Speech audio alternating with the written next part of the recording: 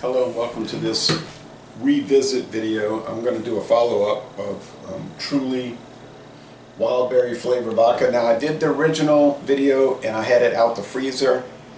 It had been in the freezer for about a week and it's in this PET, this plastic bottle, and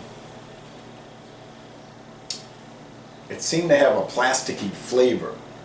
And I was like, oh man, James P. Madonna and David Garlipe warned me, like, don't put plastic in the freezer, it'll leach into the product, it's bad. And all. So I was like, man, well, I ruined it. I only paid $1.99 for this 375 milliliter bottle at Mathern's. Thank y'all for this good discount. But, oh, and by the way, this was introduced in 2020. It's produced under contract in Kentucky for Boston Beer Company. They do the Truly sugarcane seltzer beers and the flavor vodkas. Okay, so there you go. You can get this in I saw this today at Walmart in full-size glass bottles. So it's in the standard bottles. But I took it out the freezer and I put it in the fridge for a few days, and then I tried it again and it did have the plastic. I was like, oh boy. Then I tried it a few days later, and then it didn't have it, and it was just the wild berries, the blackberry, the blueberry, the raspberry, strawberry, and I thought, and most of those aren't really wild berries. I mean, they grow in the wild, but you know, they're usually farm grown for stores and whatnot. I live close to Ponchatoula, Louisiana, and Hammond, Louisiana. Those are really big strawberry growing areas, but I said, let me do a follow-up.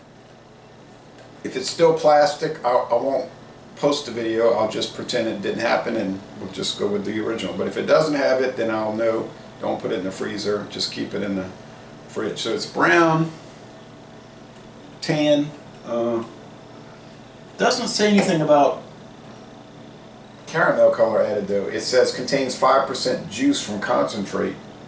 Protect from light color may fade. So I think it's just this brown, or in the bottle it looks reddish brown, but you know, tan. I'm saying tan. I think it's just from the vegetable juice, the fruit juice, sorry. So let's go. I'm going to be fair with it. Yeah, the smell is, now the vodka is going to be neutral. Now I don't know who the contractor is. I have a strong suspicion it's Beam Suntory. Could be Sazerac, but Frankfort, Kentucky. It just looks like a Beam bottle.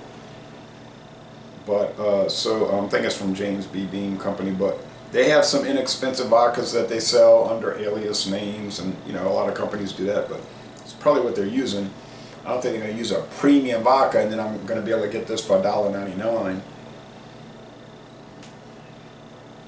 And so it smells nice. All right, taste, but this is where it counts.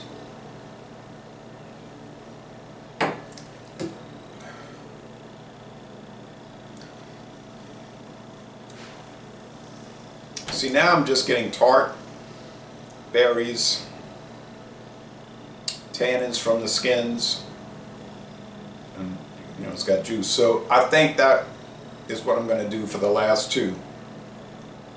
I've got two other bottles. I mean, $5.97 for 3 bottles, a bottle and a half, 1.5 liters. So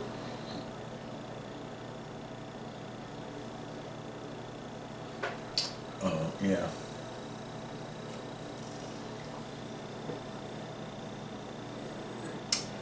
Can't go wrong.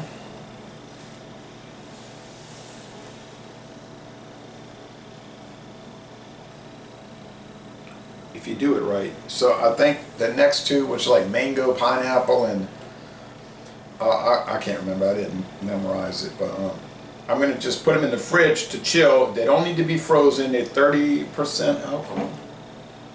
30% alcohol. It'll work fine that way.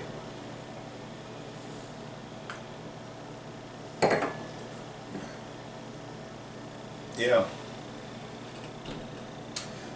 It's mostly dissipated. There's a faint residual amount of that, but it's largely gone. So for this particular product, now I've had other plastic bottle things where never picked up any of it. But for this one, the next two I'm going to go just straight to the refrigerator. Won't get too cold, just be chilled, and that should work out perfectly. So score here for the rescue project. It's tart. It's not that great. It's good. I mean, it's a good product. I would never buy it anyway. I mean, really, the only reason I bought it is to do reviews. We do liquor and liqueurs on Fandango Friday. I don't know if I'll ever bring this to Fandango Friday. It's getting kind of low. I could do the other two. They'll have the same general flavor, but yeah, say 83 out of 100. A B. It's good. If this is what you want, flavored vodka, I can see where. It's not a matter of, I can see where flavored vodka could be popular. I see that flavored vodka is popular because I see it more and more whipped in all different brands. Heaven Hill, Beam, Sazerac, mainly Heaven Hill and Sazerac though.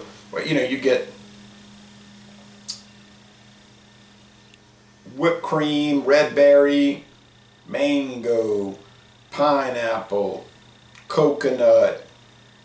It just goes on and on. I was talking to a distributor rep and he was saying, yeah, I bring in this Burnett's. They sell liters for $5.99. True story. And he's like, I always, like every few months I'll switch up the flavors to keep people interested. Like I'll bring in pineapple, then I'll bring in whipped cream, and it seems to keep it rolling. I said, that's a good idea. You're smart to do that. He's a young guy, probably in his mid to late 20s. So I said, yeah. I said, that's a smart thing to do. And I said, Talca has their flavor, but they're not $5.99 a liter. No. Burnett's is $5.99 a liter. And I've never tried any of those, but I would think it'd be comparable to this. And those are in glass bottles, so you could put it in the hard freeze. It wouldn't matter. So yeah, that's it. 83. So I guess it's a lesson to me. Luckily, aside from the Trulies, I don't think I have any other plastic bottle liqueurs. They're all glass. So yeah, anyway, made the video. It'll get posted, so Les Bon Temps, good job. Got a good contractor. Good idea to use natural flavors, natural juice. No reason to add food coloring, artificial flavoring. It's working out just fine. And I'm going to end this review by saying y'all go to Frankfort, Kentucky and take a distillery tour.